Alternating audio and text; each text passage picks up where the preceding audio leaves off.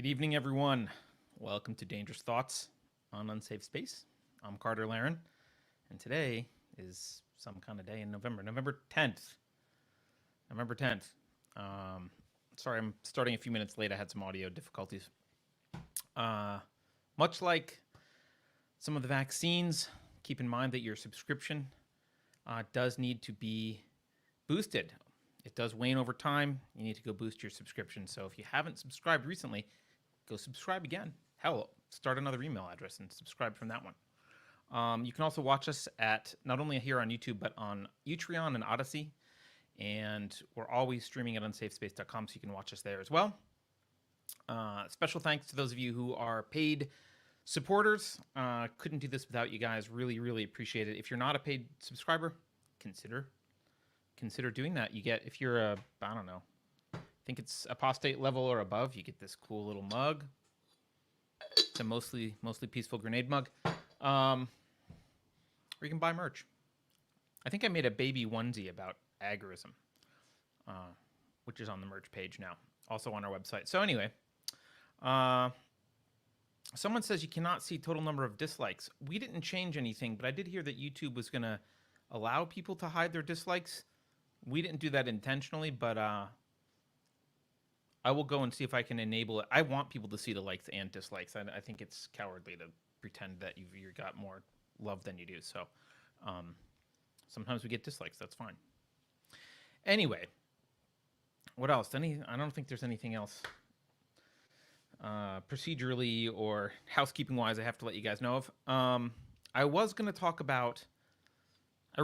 to talk about faith today because Thomas St. Thomas, who is an excellent writer on Unsafe Space, you can read him on Medium or our Substack, which we haven't really been promoting our Substack yet, but we will start to soon. He's an excellent writer, very smart guy. He and I had a minor disagreement about faith. We didn't really finish the discussion, and I really wanted to talk more about it on Dangerous Thoughts because I thought it would be a great topic for an episode. But I ran into some other stuff that I just kind of can't help myself. I need to talk about. So we're going to do that, and hopefully next week I will talk about faith for Thomas and whoever else wants to talk about it. Also,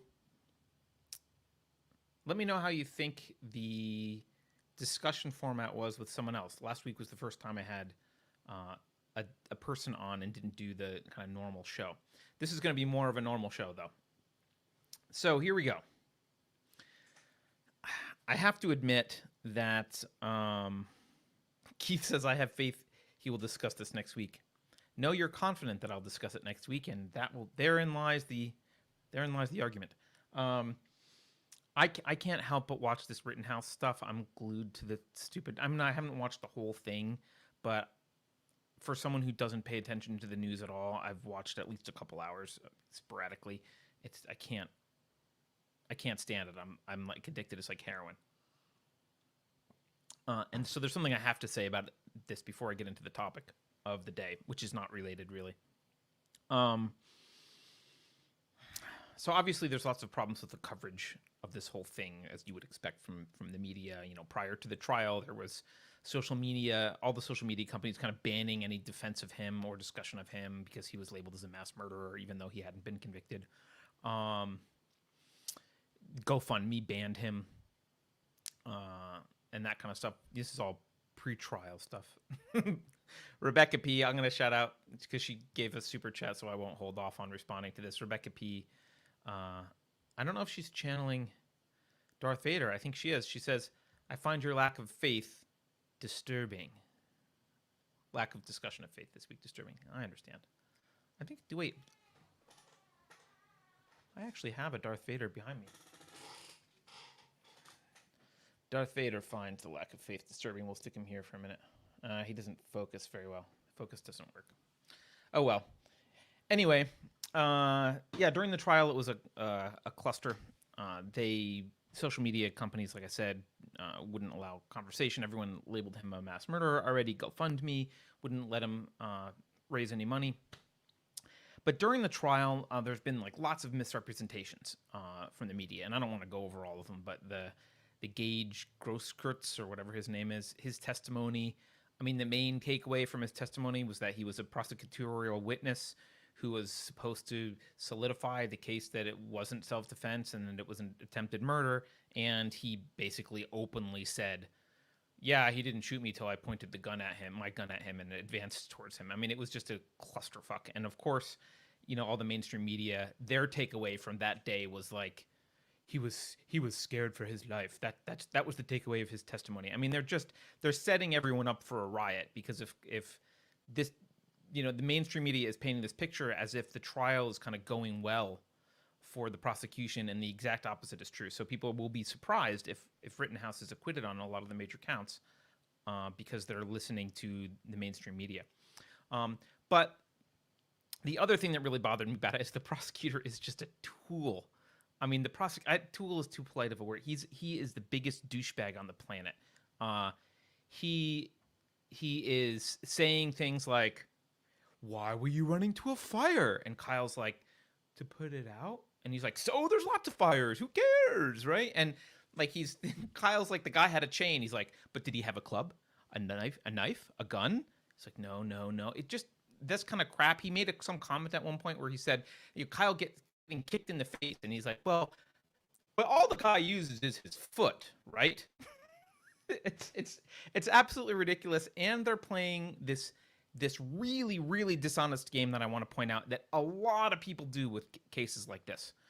Any case involving use of force where lots of stuff is happening simultaneously. You got adrenaline pumping, you get reaction times at play, and all this kind of thing. They're treating every single still frame and moment in this in that evening as if one can stop time constantly while you're walking around in a threat situation and analyze all of the factors and then move to the next frame and analyze all the factors, as if that's how real life works. So they'll do things like Kyle had just finished defending himself by shooting at a guy and missing, and he's lowering his rifle, and another guy's coming, and so they towards him, and so they freeze the frame there, and they're like, "Look, you're pointing at his feet, and he's not a threat to you." And it's like, yeah, do you realize all the stuff that's going on, right? And they didn't even they don't take into account, there was a time the first shooting was 4 rapid shots, bam, bam, bam, bam. They're like, well, he wasn't a threat to you after the first shot or 2 or whatever. So why didn't you stop? It's like, do you understand? You don't notice that he's not a threat until he stops moving. It takes like, a quarter second, half a second for your brain to process what's happening and then stop firing. Like, you're firing until the threat stops. It's absolute dishonest bullshit. It's absolute dishonesty. It is, and I thought it would be really hard to disgrace the legal profession, because the legal profession is already a disgrace. But this guy figures out how to disgrace the legal profession. He makes lawyers look worse than they already do. He yells. He basically badgers Kyle. He's like, "You didn't even try to save people." Kyle's like, "I'm being chased by a mob." He said, "But you shot them and you claim to be a medic. You didn't try and save them." It's like, it's an absolute cluster. But the main thing I want to talk about with respect to this trial actually isn't some of that. I just had to get that off my chest because I've been watching it. Sorry. I want to talk about this gross naivete that people have been displaying with respect to carrying a firearm, and it seems like this is nearly ubiquitous. I don't hear people talk about this much. Kyle, I mentioned it on Monday a little bit. Kyle mentioned it a little bit in his testimony in response to some of the prosecutorial questions. But there's lots of people, this happens with every shooting. It's so annoying. There's lots of people sitting around pontificating about what Kyle should and shouldn't have done when faced with these situations. Someone attacking him or whatever. And there's this implication that you can't shoot an unarmed person, that if you shoot an unarmed person, you're automatically the murdering aggressor.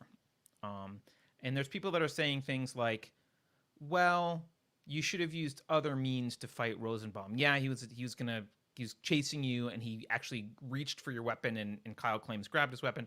You should have used other means to fight him. And this kind of crap reminds me of the stupid shoot him in the leg stuff that the argument that people make sometimes that, people whose only experience with firearms is, or force on force in general, comes from Hollywood. They sit on their couches and, snack on Doritos and pontificate about shooting in the leg when they've never been in any kind of situation remotely related to that, and never fired a gun. And I don't like this naivete about how people are treating carrying a weapon and what you and like what you can possibly do to respond to aggression when you're carrying a weapon. By the way, I'll pause here to shout out to I'll Fight You Naked, who says the only reason why this was not dismissed is it's political. Yeah, I know the prosecutor is a douchebag and also I think incompetent. My guess is he was probably pressured into taking this case. So anyway, what I want to say about having a firearm, bearing arms.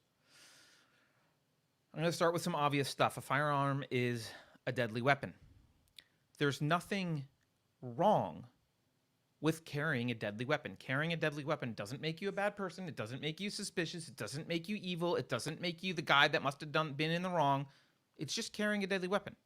The prosecutor also seems to not understand anything about insurance. So he's like, he must not use condoms or anything, because he's like, why would you carry a gun? You said you didn't expect anything. You didn't expect to need to protect yourself. Why are you carrying it for protection? It's like he's pretending that he's never heard of the entire insurance industry, right? So look, there's nothing wrong with carrying a deadly weapon. There's nothing wrong with going from one place to another or crossing borders with it, at least morally. I don't know, legally, I'm not going to get into that. There's nothing wrong in Kyle's case with going from the community where you live to the community where your dad lives to protect it, okay? There's nothing wrong with taking it into a situation in which there's potential for violence. In fact, that might be a good idea. If you think there's potential for violence, you see people being violent, and you're going to put yourself in harm's way for whatever reason, you've decided to go to that situation, it's probably a good idea maybe to be armed. And there's nothing wrong with open carrying. You can argue, whether or not, carrying or open carrying is prudent in a particular circumstance, but morally there's nothing wrong with doing it. You're perfectly in your right morally. And in a lot of instances, you're within your rights legally to carry a firearm openly. And carrying a firearm does not obligate you to use less lethal options in altercations. Now I want to just remind everyone, this is a moral, not a legal analysis, so don't yell at me about the law. But I would argue that carrying a firearm is an obligation of sorts. You're responsible for its use. It's a deadly weapon, right? You're responsible for its use. You can't leave it at the table in the diner while you go pee. You can't let an untrained person hold on to it for you, right? In fact, at one point, the prosecutor was like, why'd you take your gun with you? And Kyle's like, because I had it on me. Like, I don't think Kyle didn't have the wits about him to say, would you want me to leave it on the sidewalk? Like, what were the options? Fucking moron. But, the prosecutor was making it sound like, oh, you intentionally took the gun from this location to that location. It's like, yeah, it's strapped to me. What the hell do you want? You want me to throw it in the dumpster? What do you want me to do with it? Anyway, practically, if you're going to carry a firearm, practically this obligation boils down to the fact that you must maintain possession of it. Obviously, if you have a trusted friend that is trained, you can give it to them temporarily, but then you're kind of transferring that responsibility to them. And this is a principle that I think applies generally when you're armed. When you're armed, you must maintain possession of it because you're responsible for it. And if for no other reason, then you're responsible for your own life, right? You can even ignore any obligation you feel to protect other people. That's fine. You're responsible for making sure that it's not used against you.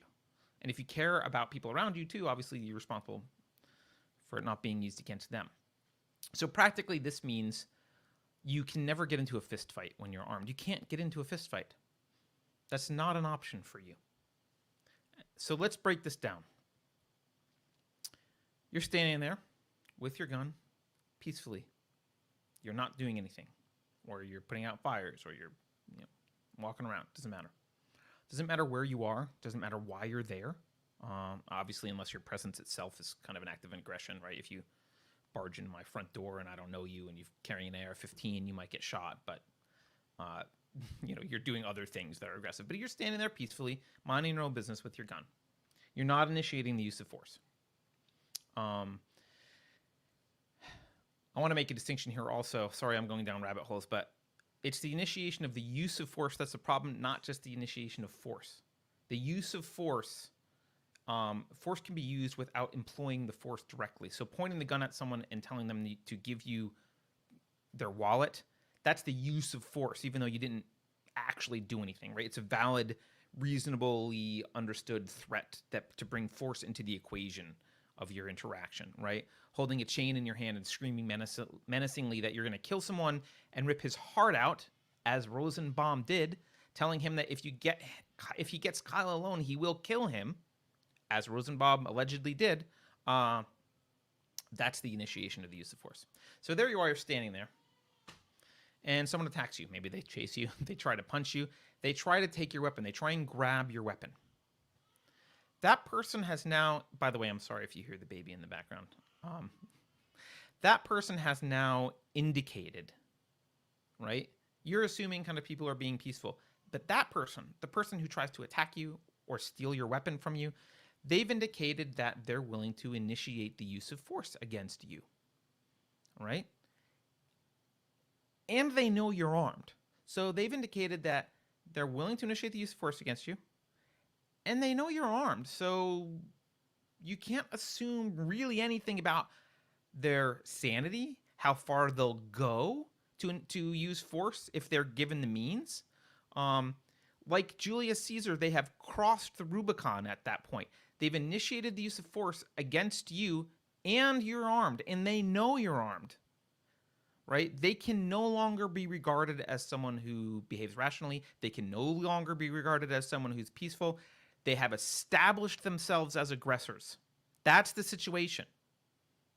So you have to act on principle in response. And that principle was maintain possession of your firearm. That's your responsibility. You've got to maintain possession. And if you don't maintain possession, you risk your own death, right? You risk the death of other innocent people around. You don't know what this person's going to do because they've made themselves out to be an aggressor. They're the anomaly in society. They are not minding their own business. They are initiating the use of force, and they're being aggressive. So you can't say, well, I assume if he beats me up and takes my firearm, he's going to turn it into the police and go knitting. No, you can't make that assumption about him anymore. So this person, they attacked you, knowing you're armed. Or maybe they just tried to take your weapon, by the way, which is a form of attack. Trying to steal someone's lethal weapon is a form of attack. Either way, you've got to maintain possession. So, like I said, because they've revealed themselves to be a danger. So if you want to minimize the risk of injury or death, as is a good thing to do, there's a few options you have. You can try and de-escalate the situation through words. Now, that kind of only works if they're only using words at you. If they've already kind of made moves physically, probably that course of action isn't even worth pursuing.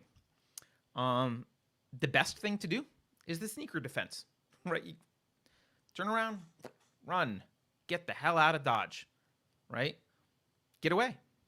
Get away from the aggressor. Now, if you can't do that, and the person's either assaulting you or attempting to steal your weapon or whatever, and you can't get away, you're cornered somehow, you must use any available means necessary to stop them. And if the only readily available means is firing on them, you fire on them. It's not just that you could do that.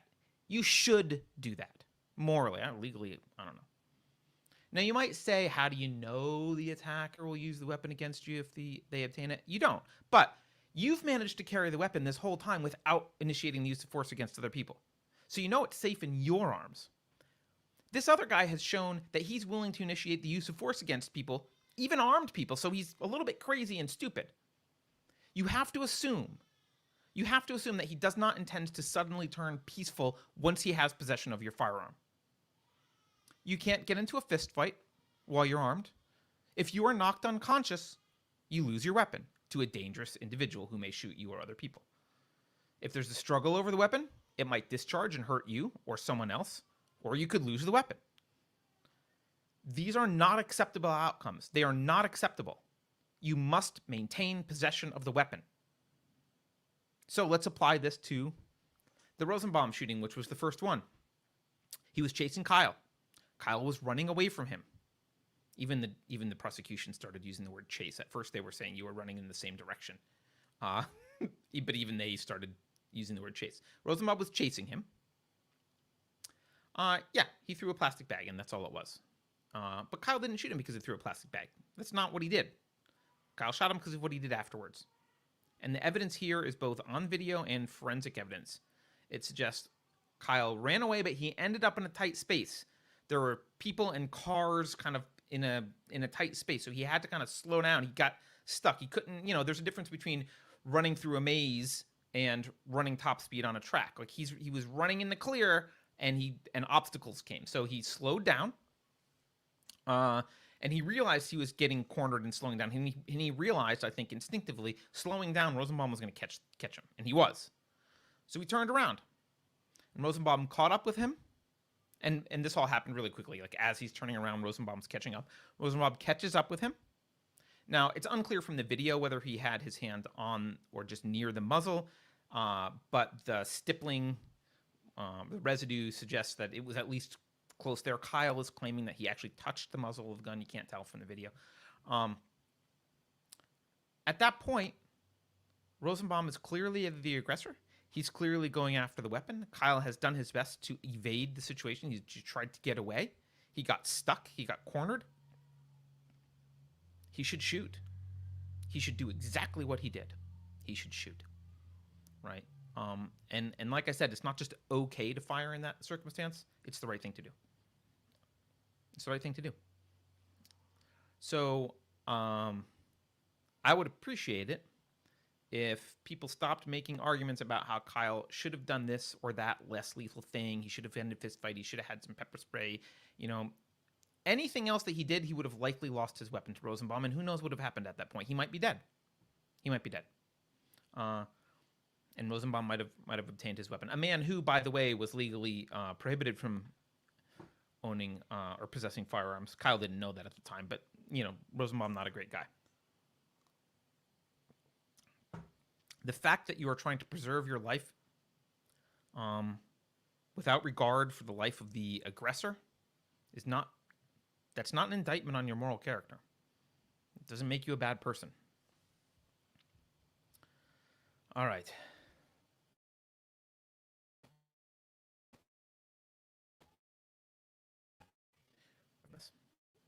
I'm going to go on to the topic now.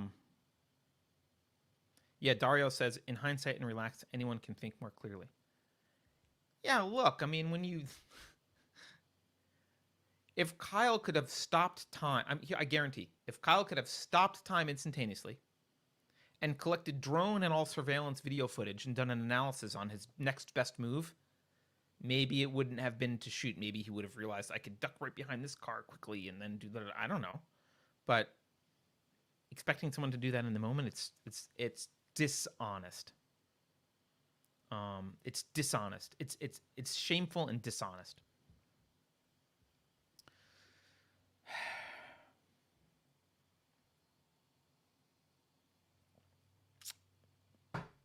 All right. I could say more, but I won't. I gotta stop watching this video. I gotta stop watching the video. Okay. Like I said, I was gonna do this video on faith today, but I got a comment from someone. I just want to. It's from the Goondocks War Council. Is the guy's name or gal or Zur? Who knows? Oh, hold on. I'm gonna read G-Man's super chat here because it's about Kyle and we haven't moved on yet. So G-Man says, Kyle displayed more discipline as a 17-year-old than most adults. He waited until the very last possible moment. He's lucky to be alive today. I agree. I think he did.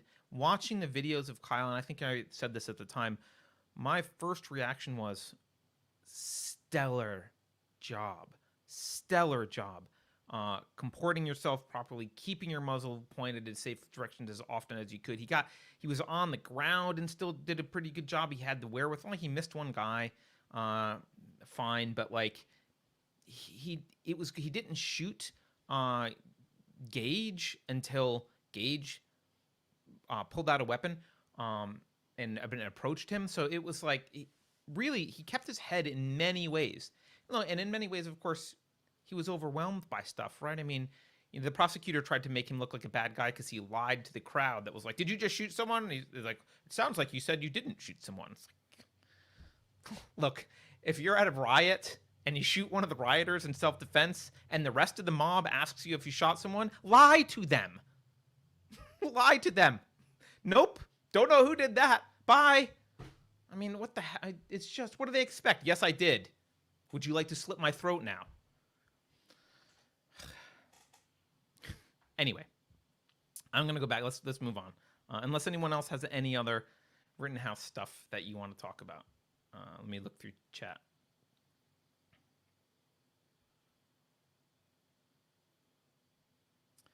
Beverly says this is such a two movies playing thing. I just saw on Twitter earlier about people saying he doesn't know guns at all and shouldn't have held one. Yeah, you're right, Beverly. That's coming from people who have never held one. He did a fantastic job. Really. I mean, to be in the moment like that and to behave that well, he did a good job. Seriously, it's not easy. It's not easy to do that. And by the way, we do forget this, and someone tweeted this earlier. I forget who it was. I'd give her credit. I think it was a female. But she was saying we forget sometimes that he was 17, and we watch that video and we see what I see with that video. It looks like someone pretty well trained who's just doing their thing. But you forget that this is a pretty traumatic event for this kid. And he did break down on the stand today. It was kind of heartbreaking. Yeah, it's traumatic, right? And there are two movies playing, but that's because I don't think any honest person can watch the trial and look at the media and think that it's an accurate representation of what's happening on the trial. I really don't, regardless of your political, even if you think he's guilty, you can't look at the trial and look at the media and not see the blatant lies and distortion. Okay. Back to the Goondocks War Council, who is a user who commented on... Actually, it was a Covfefe break that he commented on, he or she, or is there commented on. But I really like this comment because it's a great... This is the kind of criticism that I like to get. It's insightful, it's honest, it's like the work has been put in, it's not an emotional blarp back at me that's like, I don't like what you said. It's or just a lot of people's comments when they disagree with me are just asserting the opposite, right? I disagree with the. All right, I don't care. All right, make an argument. This person made an argument. It was a good argument, and it's gonna result in a mea culpa. I'm gonna correct some stuff because of this. It's an excellent criticism. So let me read it. It says, Carter, you and Malice like to cite that, quote, myth of objective law paper. And the paper this person's referring to is this John Hasnas paper, which is at the end of the Anarchist Handbook. This is Malice's Anarchist Handbook. And the paper is indeed called The Myth of the Rule of Law. It's chapter 21 in this book. And I have been citing it a lot recently. He says, but I don't think it proves what you want it to. Hard to lay out the case in a single comment, but in short, the paper and you seem to be strawmanning objectivity, conflating it with intrinsicism or inerrancy. The objections raised with respect to the law are essentially the same as those that subjectivists raise against objectivity in concepts. I know you believe in objectivity in concepts, so I invite you to set your political priors aside for a moment and reconsider the paper in that light. The paper, seems to boil down to two objections. One, reasonable people can disagree about cases, and it's impossible to draw a firm objective line. And two, it's impossible for judges to set aside their experiences and biases from their decisions. Both these types of objections have been refuted in relation to conception, as you well know. Objectivity does not mean that hard cases go away and that the right decision is always clear. Rather, it means that whatever the decision is, it should be based on the facts of reality and sound reasoning. Also, objectivity does not mean that the subject is removed from the equation. Rather, it recognizes that decisions are made by people, but that they should be based on facts and reasons, not entirely on whim, like subjectivists hold. More to say on this, but comment is already too long. It's a good comment, though. Long, but a good comment. So let me start by saying he's right. And I'm going to mea culpa on this. I don't actually agree with Hasnas's, if that's how you say it, Hasnas's argument that objectivity is not possible, which is his argument in the paper. And I don't actually agree that objective law is not possible. But I probably get carried away promoting this thing, and it seems like I do, and it acts like I do, right? I also don't think this paper proves anything about anarchy. It's not the reason that I'm anti-government. I just think the paper is interesting, but I've probably gotten carried away promoting it, and I've probably been very sloppy in misrepresenting what I agree with and what I don't in the article. And I'd like to thank the good Docs War Council, or Goon Docs War Council, I guess. And I'd like to actually go over what objectivity is. It's a great topic, and I think it's worth covering. Minda Vanderleest says, do you think the law will win or the politics with Rittenhouse?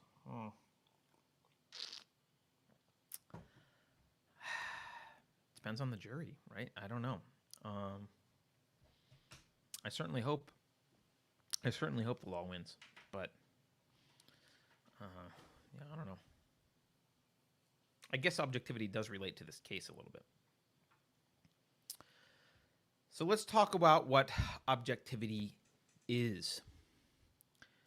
Objectivity does not require inerrancy. It doesn't require that you don't make mistakes or that you don't get things wrong or that humans are perfect in their analysis. In fact, the opposite is true.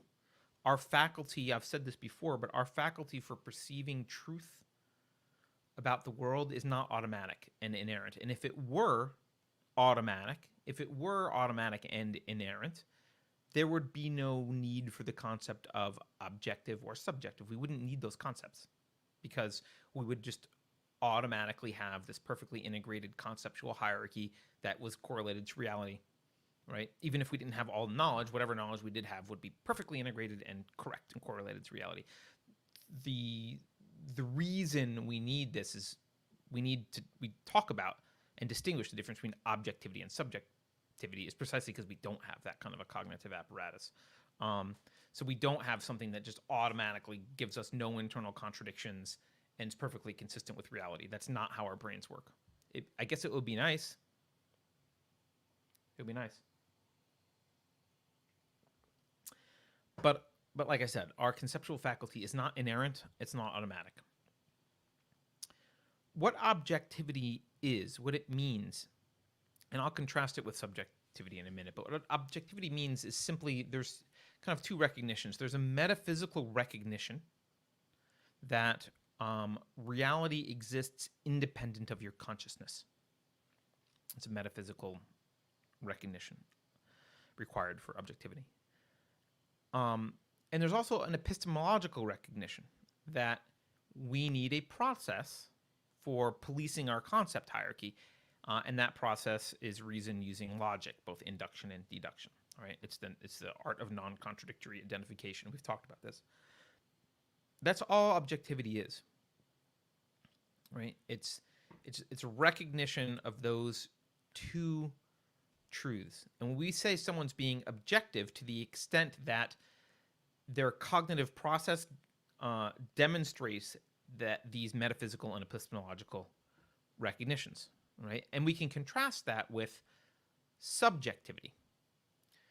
Subjectivity, you can have kind of a metaphysical subjectivity, and an example of that is you'll hear people sometimes say, well, what's true for you isn't true for me. That's a form of metaphysical subjectivity, right? That kind of a statement about the metaphysical world allows any conclusion to be possible, right? It kind of appears to destroy a correlation with reality because it implies that we have separate realities, but it's really dishonest. It doesn't it doesn't actually accomplish that. What it does, it assumes that we have a shared reality by virtue of the fact that someone's communicating to you and trying to convince you of something, right? They're communicating using a shared language. They're making an argument in order to achieve a goal in our shared reality, right? But at the same time, acting as if, well, there's two different realities. There's one metaphysics for me and one metaphysics for you. And sometimes, so that's an example of metaphysical subjectivity. And sometimes people will push back on this and they'll say, well, what about the statement, chocolate is delicious, right? It's true for you, but not true for me, or something like that. And I want to call this out. This is an intellectual illusion. It's deceptive.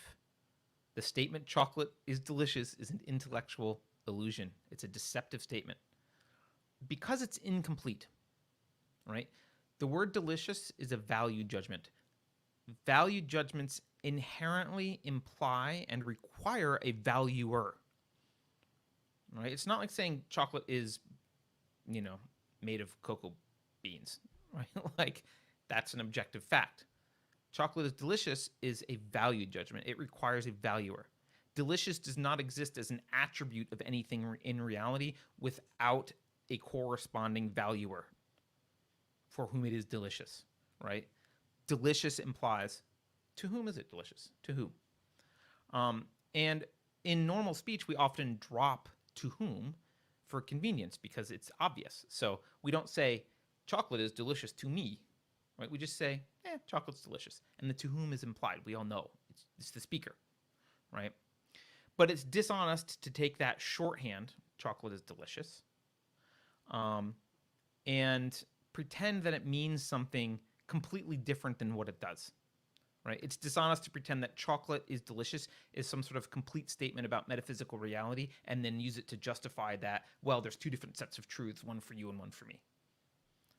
If you like chocolate and I don't, the proper, honest way to frame that is not to say chocolate is delicious and what's true for you isn't what's true for me. The proper way to frame that is to say chocolate is delicious to me, or simply I like chocolate. So, so don't let people get away with saying things like what's true for you isn't true for me. That's a sign of subjectivity. It's metaphysical subjectivity. They're trying to pretend that there is more than one reality. Now, let's back to the discussion. I'll stop talking about chocolate. So objectivity recognizes that reality exists independent of your consciousness, and we can contrast that with metaphysical subjectivity, in which reality depends on your consciousness, and you end up with this kind of silly but cognitively devastating statements, like what's true for you isn't what's true for me. But you can also have epistemological subjectivity. Instead of the recognition that we need to employ reason to police our concept hierarchy, we can substitute something else. In place of reason, we can substitute other people's opinions, CNN polls, supernatural beliefs, unexamined aphorisms or bromides, fortune cookies, poetic words in a sacred text that speak to you. You can substitute any of those things for reason. Or you can just evade the responsibility of policing your concept hierarchy altogether, right? Contradiction surfaces, you laugh it off, brush it aside, ignore it, whatever. All these cases of epistemological subjectivity boil down to substituting feelings for reason. I won't get into exactly how that is, but if you look at it, you'll see that they all boil down to what you feel trumps what you think. So in summary here, we can call someone's judgment on a matter objective to the extent that their cognitive process here demonstrates that metaphysical recognition that reality is independent of their consciousness, and the epistemological recognition that a process of reasoning, and only reason, is required for analysis, right? And that implies with it policing the concept hierarchy there. And we can call someone's judgment on a matter subjective to the extent that they deny either of these metaphysical or epistemological recognitions. And the activist if they activist as if reality is a product of consciousness, or there's multiple realities, or if the emotions reveal some sort of extrinsic truth, those are all signs of subjective reasoning, or reasoning in quotes, subjective thinking. And so as a reminder, objectivity does not mean that our cognitive faculties are infallible. It actually means the opposite. It means because they're fallible, we need to have some process for reaching conclusions, right? We must reach conclusions through some process other than human reasoning, since reasoning can be flawed. Like that's, sorry, I don't know why I said other than. Subjectivity is when we say, well, we have to reach conclusions through some process other than reasoning. So when someone says objectivity requires infallibility, they're basically saying, well, you need to use your cognitive process to make claims about the world, but the fact that you have a process means those claims aren't true. Therefore, you need to find some other way of making claims about the world that doesn't involve reason, which is absolutely ridiculous. Although many philosophers have done that quite a lot. Intrinsic truths and all this kind of stuff. So let's look at this. Let's review this. Let's review this article, this paper. G-Man says, "Is this Thinky Talk?" You'll have to ask John Leguizamo. I don't know. I think it's above his head. All right. This article is written in 1995. It's, like I said, it's called "The Myth of the Rule of Law."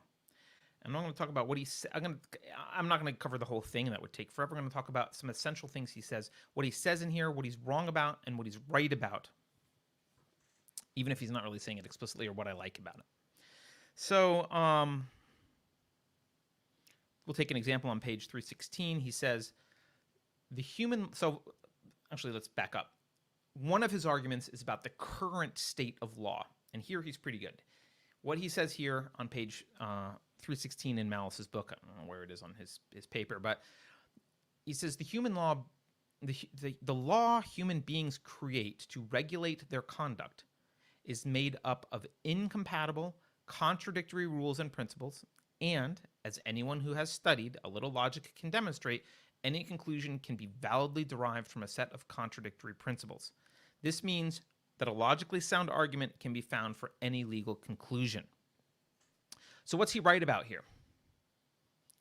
Well, he's right that this is the current state of law. It is indeed made up of incompatible, contradictory rules and principles. That's true. It is. Now, let's look at what he's wrong about. In this first sentence, where he says that, our laws are made up of incompatible, contradictory rules and principles, in the first sentence, he's not really wrong about that at all, provided that it's a descriptive statement, right? If he's just describing what's going on. If it were proscriptive, if he were saying this is the way it must be, then there's a problem. And he does say that later, so we'll get to it. But he doesn't say that here. In the second sentence here, where he says this means that a logically sound argument can be found for any legal conclusion, he's wrong here because arguments rely on their premises. And two contradictory premises cannot both be true, because reality doesn't have contradictions. And reason as such is, what do we just call it? A process of non-contradictory identification. So I wouldn't call an argument logically sound if it started with a false premise, right? So you can't actually have logically sound arguments that are opposing, because at least one must start with a false premise. Nevertheless, I do understand what he means here, right? So we can be a little bit generous with this one. We can say, well, if you accept the contradictory premises as equally valid, then you can reach any conclusion through a process of logical deduction. That's like saying, if you accept poison and ice cream as, equally food, you can eat anything. Okay, that's true. Now he makes, though, the bigger point here he makes here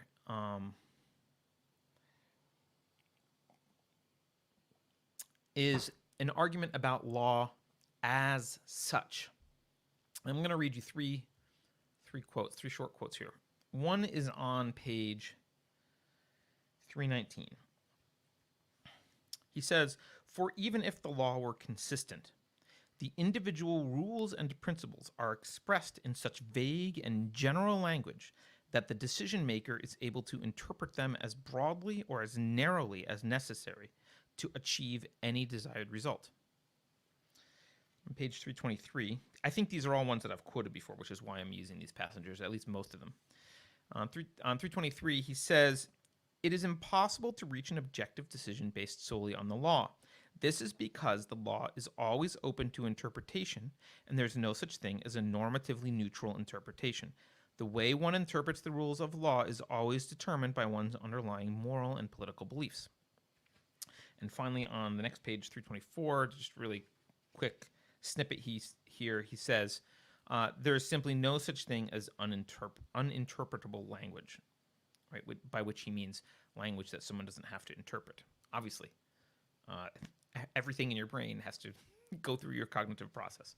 So let's look at what he is right about here. He's right that people do interpret the law through the lens of their, quote, underlying moral and political beliefs. He's correct about that. More correctly and more completely, I would say people must, in fact, interpret all language and perform all analysis and all their judgment through the lens of their philosophic premises, which presumably includes their moral and political beliefs. So in other words, people have a means of cognition. They must interpret the external world through that means of cognition. Duh. That means of cognition can be logical or not. They can have a concept hierarchy that correlates to reality or doesn't. They can hold contradicting premises, vague floating abstractions in place of principles. They can grant primacy to emotion over reason or not. So he's right. He's right in that sense. He's right here. Here's where he's wrong. His argument here is based on the assumption that there are no objective principles, right? He says law is always open to interpretation as determined by one's underlying moral and political beliefs. Now, that's only a problem if basic moral and political beliefs differ. Obviously, if we have all the same beliefs, then it's not a problem, right? But they only differ to the extent that they're non-objective themselves. Those beliefs themselves are non-objective. If moral and political beliefs are a function of whim or emotion or competing ancient texts or peer pressure or divining revelation, then they're bound to differ, right?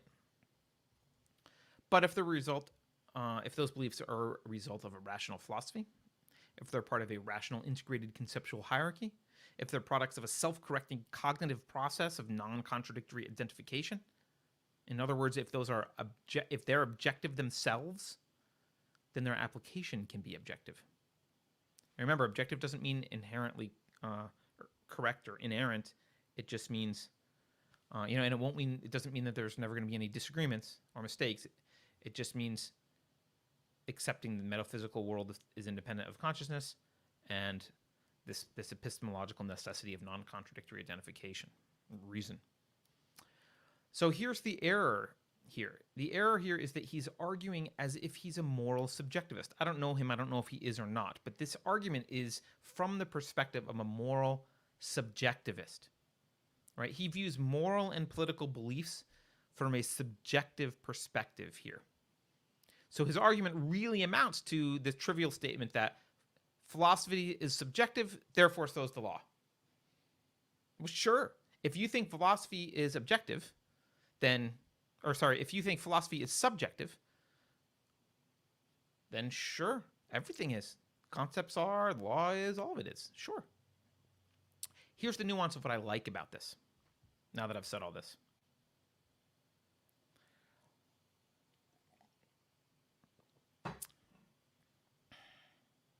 Even though there's this error, despite this error, What I like about this essay is that in this argument in particular, is that it clearly articulates the primacy of philosophy over law. A lot of people, Twitter, YouTube, around the conservative verse especially, even a lot of libertarians, they spend their time arguing about what the law should look like. That's their solution to saving Western civilization. I made this argument to Keith the Hack Guy when he was very excited about, what was it? It wasn't the 10th Amendment Center. It was I don't remember the name of it. It was the Constitution, some group that was trying to get a Convention of States. Maybe it was called Convention of States Project. This idea that, like, oh, if we rewrite this, if we fix that, we switch the law, we fix the language, the law, blah, blah, blah, blah, that'll fix Western civilization. That'll save it. It will not. I don't believe it will save it. It won't. It's not that I don't believe it will not save it. I can demonstrate it. It won't save it. Precisely for the reasons that this guy lays out, that Hasnas lays out in this essay. Objective law requires a population capable of objectivity, right? If you have a mind that is corrupted with foggy concepts that are disconnected from reality, and a mind that clings to emotion rather than reason, it can't be objective. It doesn't have the apparatus to be objective. If you got a whole society full of those, you're not going to have objective law. You can't. You can't. Keith says Convention of States Project, I got over it. I know. It warms my heart that you got over it. Let me make an analogy here. If I have a fully functioning Ferrari, I can drive anywhere the roads will take me, nice and quickly too, and in style. But, and that analogy is a cognitive process, like a rational, objective, cognitive process. But if instead I have all the parts from a fully functioning Ferrari, but instead of having them assembled into a Ferrari, I give them to a modern artist. And he scatters them on the beach and leaves them for 10 years. And then he comes back and he carefully welds them all together to make a giant penis statue to represent the, the oppression of the patriarchy in motorsports. Well, he's got all the parts, but you're not going to drive very far on that thing, right? All the parts are there, but they're rusty, decayed, and they're not assembled properly. This is why a lot of times you've heard me say this about the philosophic enemies of the West. And I've said this to people who are sucked into politics and very worried about the legal system. I've said they'll let you have your Constitution. They just want the dictionary. They just want the dictionary. Now, really what they want is they want to be able to corrupt your cognitive process. And the dictionary is just a part of that. It's a good tool. It helps them destroy concepts and make them foggy and muddy and less useful. So let's go back to the Ferrari analogies. Now, you got this Ferrari penis sculpture. Now, Hasnas comes along. I'm a law professor. He sees a whole bunch of modern artists. He looks out at the world and he sees a whole bunch of modern artists on the beach. And they each have in front of them a complete set of car parts. But none of these artists care about the condition of the parts. And none of them care to follow any kind of process in assembling the car. They're just randomly picking stuff off the beach and welding it together to make their own sculptures. So Hasnas looks at this art, I'll put in quotes, and he concludes building cars is impossible. That's his conclusion, right? And he's right, sort of. It is impossible to build cars given the current state of our car parts and our current assembly process, I'll put in quotes, right? If that's our process, if that's what we got, it is actually impossible to build a car, all right? But building a car is not impossible as such, right? If we got rid of the modern artists and gave the parts to mechanics who would clean up or replace the rusty bits and assemble them correctly, then we could build a car, right? But we're in a culture now where no one wants to be told that they need to be mechanics, right? Few people even strive for objectivity in political issues, let alone philosophical ones. There's almost no effort because it's a pain and it might make you feel uncomfortable a bunch of times. It's much better to just get what you feel, right? Now, on page 330, this is the last quote. On page 330,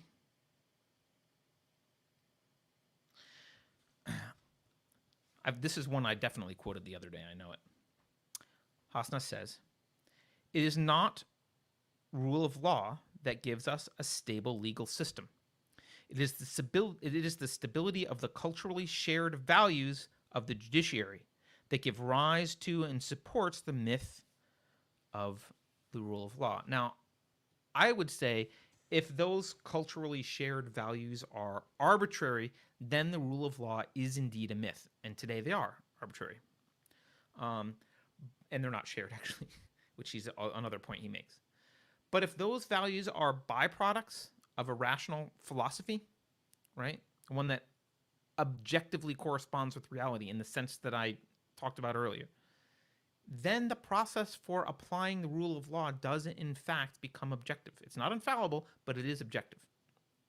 But of course, we don't even have culturally shared values right now, let alone rational ones. And this is why I think, a lot of people look at the state of society and they talk in terms of, well, we have to have our own culture.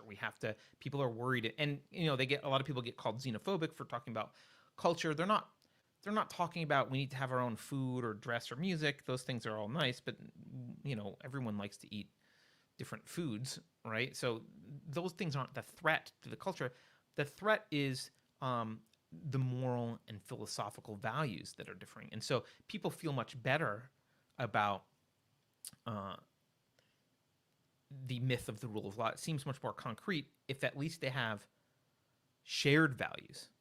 And I would argue it's possible to be objective if the culture has shared objective values. Obviously not everyone in the culture, but if you have a culture of people who are not trying to make up more realities than there's one, and it's not related to your consciousness, it exists independently of it. And if they're using reason, non-contradictory identification, as their standard, you will get objective judgment out of that. You won't get inerrancy, but you will get objective judgment. So, guess what the definition is going to be tonight?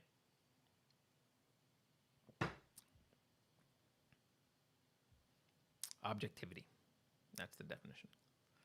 By the way, I'm looking to see if the Goondocks War Council is in chat, but I don't think he is, unfortunately. I'll have to tell him to watch this later. All right, so before we do our definition of the day, I know I'm running a little long, probably because of my Rittenhouse rant, sorry. Before we do the definition of the day, by the way, if you guys need clarification on anything, questions, pushback, put them in chat.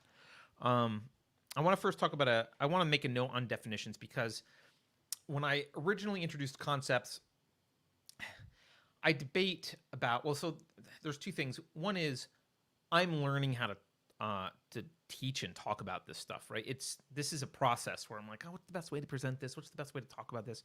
And I sometimes get it wrong. And the flip side is sometimes I don't realize how precise I should be, and I'm sloppy with stuff.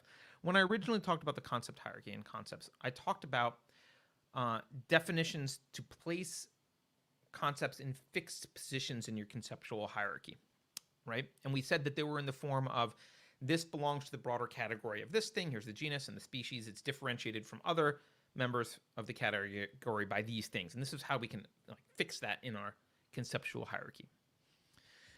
I'm assuming you've watched all the previous episodes, and if you haven't, sorry, go back and watch more.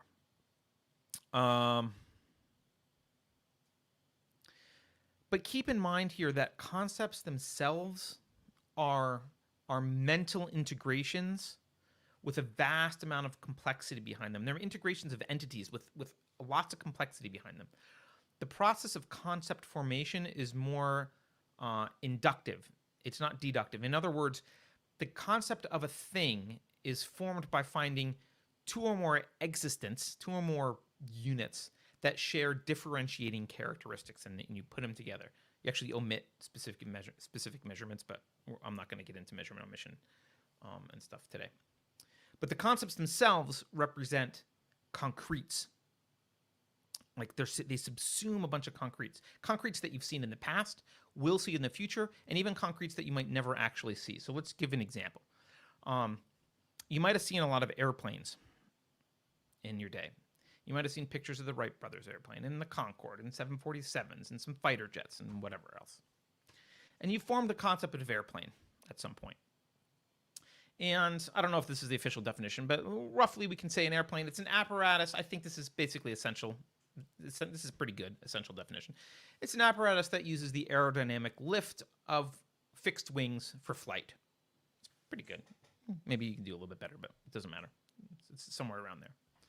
Now, you might have never seen, and you never will see, probably, a Pink Panther themed airplane, right? Where the cockpit is Pink Panther's head, and there's like a pink tail in the back, and as it flies, it goes da-net, da-net, da-net, da-net, da-net. You can imagine it, though, right? You know from the concept of airplane that if I describe this thing, you would know it's an airplane. It's a weird airplane, but you'd be like, yeah, that's an airplane. You've never seen it, probably never will see it, but you can fit it into that concept. So that concept includes all these things that you haven't seen. But the definition is not the concept. The definition is only the way to place the concept in our hierarchy, in our mental hierarchy. So we do that by identifying the essential characteristics of a plane, or whatever I said. It was fixed wings using aerodynamic lift, right, for flight. Okay, so we identify those essential characteristics, and we use those characteristics to place it in the concept hierarchy. So we understand where it belongs in the concept hierarchy. But those characteristics are not the only characteristics of a plane. The concept plane, the definition of a plane maybe doesn't include other characteristics of a plane, but the concept plane does, right? The concept and the definition are not interchangeable. So the concept of an airplane still includes things like, I could say, if all airplanes, I could say airplanes contain some kind of landing gear, pontoons or wheels or whatever, skis, right? Or I could say all, airplanes contain steering mechanisms. You don't get to say, well, no, those things aren't in the definition, because look here, here's the definition. It doesn't say they have those things. No, because they're not the essential characteristics, but airplanes do have those. Those are characteristics of airplanes, right? The concept of airplane includes all of those characteristics of the airplane. The definition essentializes that. Just the essential ones are used in the definition. So I want you to remember this. The definitions don't create entities, right? The entities come first. The concept comes first with all its characteristics that subsumes all those entities, that concept. And the definition helps you place it in your mental conceptual hierarchy so you can understand and access it easily.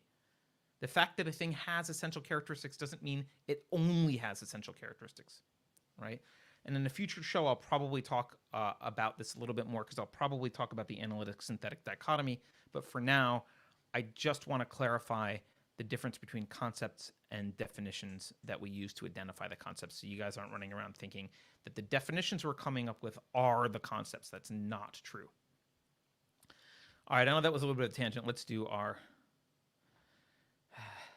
definition of the day. And then we're done.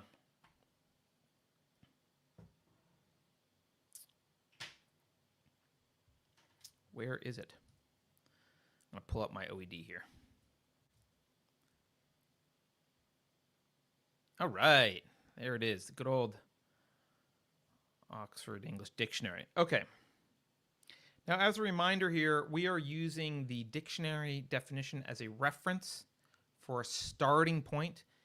It is not, this might shock you, dictionaries are not the final arbiter of what a definition is. They are not. You can satisfy yourself with dictionary definitions if you're not interested in having philosophical discussions or making philosophical arguments. You can use if dictionaries can have sloppy or vague or corrupt definitions, and people kind of use them that way in vague, sloppy ways. And you can communicate using those definitions to the extent that normies can communicate in reality. You're welcome to do that. You get a lot of vagary, you get a lot of lack of clarity and discord when you do that. But we, on this show, we are interested specifically in having philosophic discussions. To do that, we need to police our concepts and the definitions themselves. We need to police them. We can't just be like, well, whatever's in the dictionary is correct. So which means that we can use the dictionary definitions as a starting point. That can help us. But in some cases, we might need to ultimately pinpoint a more proper, philosophically accurate definition, unless you trust everyone who works at dictionaries. And hopefully, as you've seen them redefine things like racism, sexism, and even inflation, by the way, has been redefined over the years, you'll realize that dictionaries aren't philosophic definitions. They are colloquial. They're what people think of. And when people have muddied brains and aren't clear on concepts, then the dictionary definitions aren't clear either. We'll see that, actually, when we explore faith, hopefully next week. So, objectivity. Here it is. Objectivity.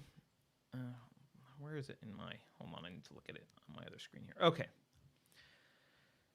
It's actually a pretty easy one. Oh, did it disappear just now? Sorry, guys. Let me try that again. I'm having a boomer moment, apparently. Share the screen. Boom. Share. Okay. Objectivity. This isn't actually bad. There's only one, which is weird. Usually there's a whole bunch, but in OED here, there's only one entry. Originally philosophy. Yeah, originally. Okay. The quality or character of being objective. So that's useless. Let's move on. Especially the ability to consider or represent facts, information, etc., without being influenced by personal feelings or opinions, impartiality, and detachment. It's not bad. It's not philosophically rigorous, but it's not bad. It's not bad. It doesn't say inerrant. It does mention feelings and saying that they shouldn't be part of it. All right? So let's do our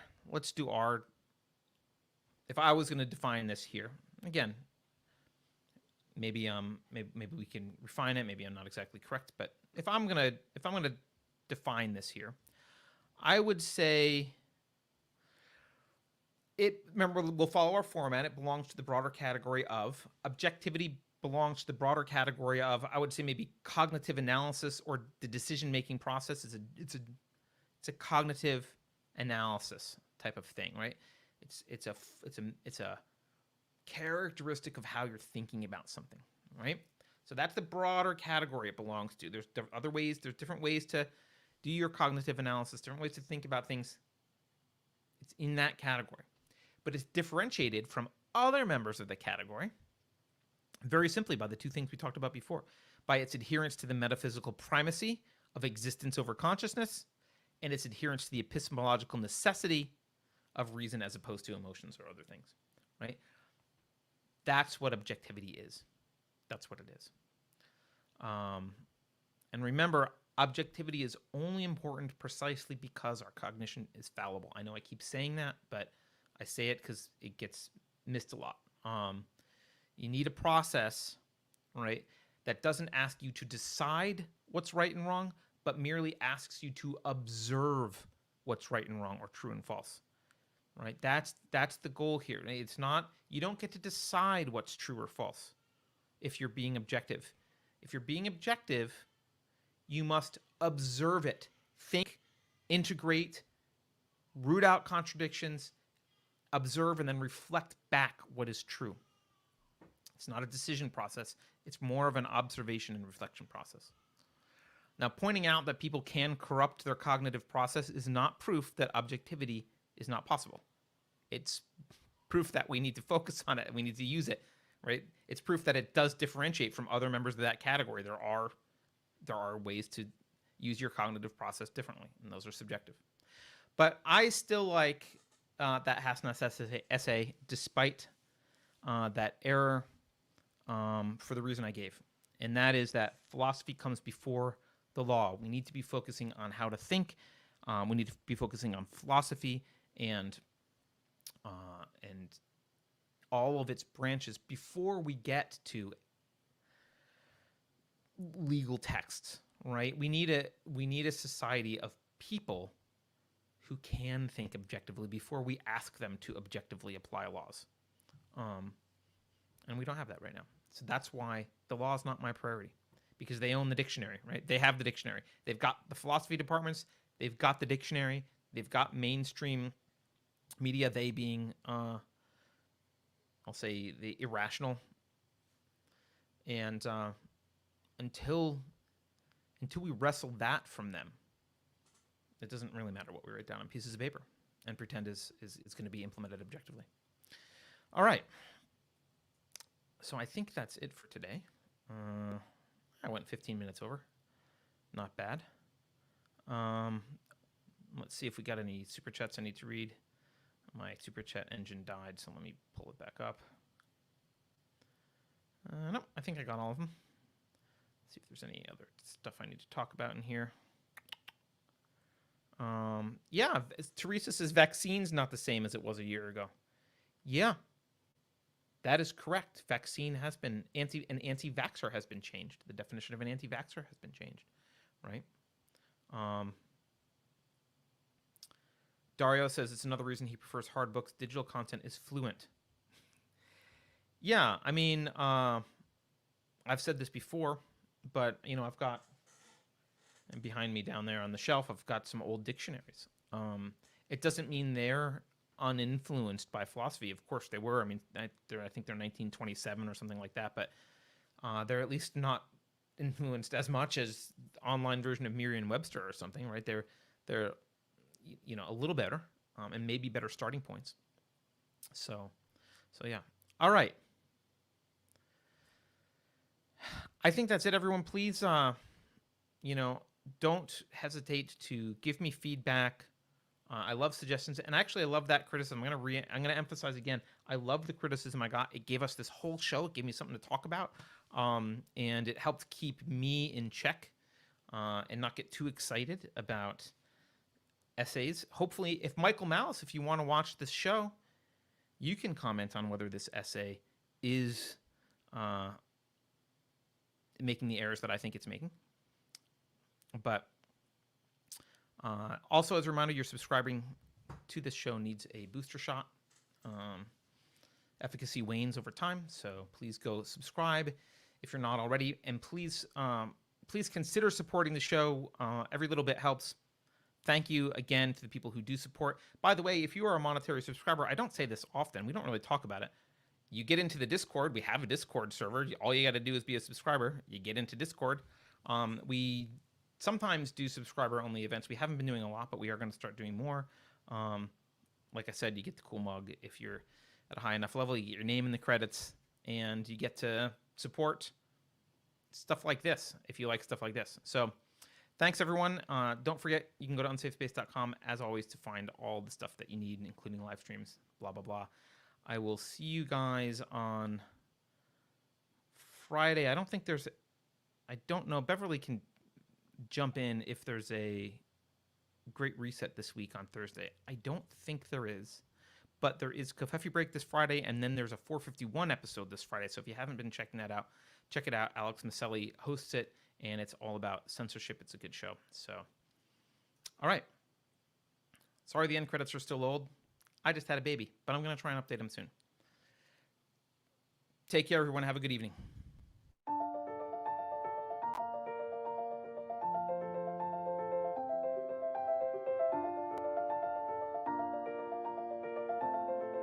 Thanks for watching. If you're new to the channel, we have a deep content library that includes interviews with everyone from Mike Cernovich to Megan Murphy, so go check it out. If you'd like to see more, please consider supporting the show by visiting unsafespace.com/donate. You can find us on all the major social media platforms, at least for now, and you can find a community of like-minded individuals on our Unsafe Space chat on Telegram. See you there.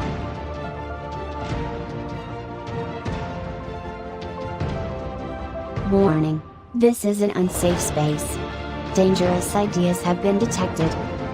The content of this production has not been authorized by the Cathedral. Pay no attention to it.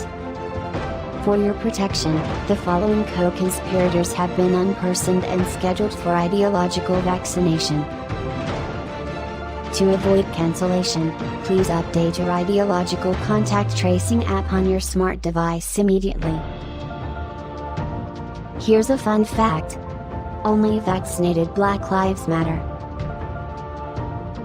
If you think about it, no one should be allowed to express opinions. But don't. Think about it, I mean.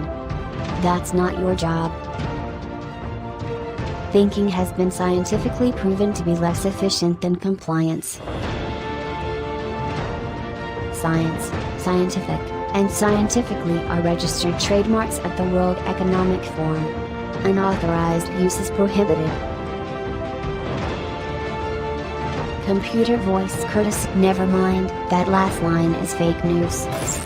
Please disregard it and return to your safe space immediately. There will be cake.